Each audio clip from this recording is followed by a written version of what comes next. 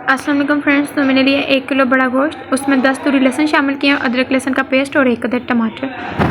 अभी गोश्त अच्छे से गला नहीं है, नमक मिर्च डाल लिए इसमें, 1 चम्मच काली मिर्च का, 2 चुटकी हल्दी और 1 चम्मच नमक का। इसको अब दोबारा से प्रेशर कुकर लगा देंगे।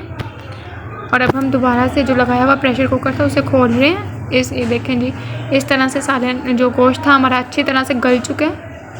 हमें अच्छी तरह से गिलाना है गोश्त को, ताकि हमें बाद में जो है ना उसको गिलाने की ज़रूरत ना पड़े। अब मैं इसमें शामिल कर रही हूँ दो डोई भर के घी की शामिल कर रही हूँ। और इसको अच्छी तरह से हम भुनाई कर लेंगे, ताकि जो इसके अंदर पानी है थोड़ा बहुत वो सारा ख़त्म हो जाए। और इसको बाद में पानी दोबारा से लगाएंगे।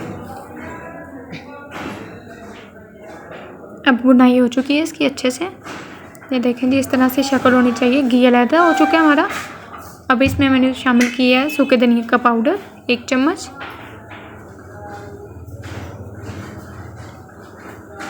और अब मैं इसमें शामिल करूँ 2 खाने के चम्मच दही। ज़्यादा नहीं शामिल करेंगे, खट्टा हो जाएगा।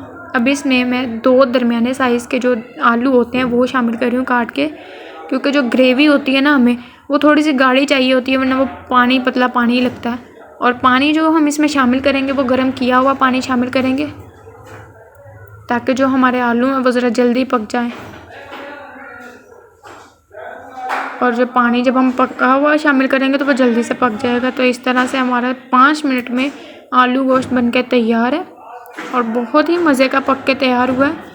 लाजमी बताइएगा कमेंट सेक्शन में कि आपको मेरी रेसिपी कैसी लगी। और जो मेरे चैनल पे नए हैं वो मेरे चैनल को सब्सक्राइब कर दें, ये बिल्कुल फ्री है।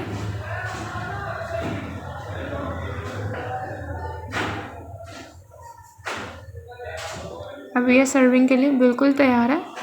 गरम मसाला भी ऐड किया हमने एंड पे, सर्व करने से पहले, दम लगाने से 2 मिनट पहले।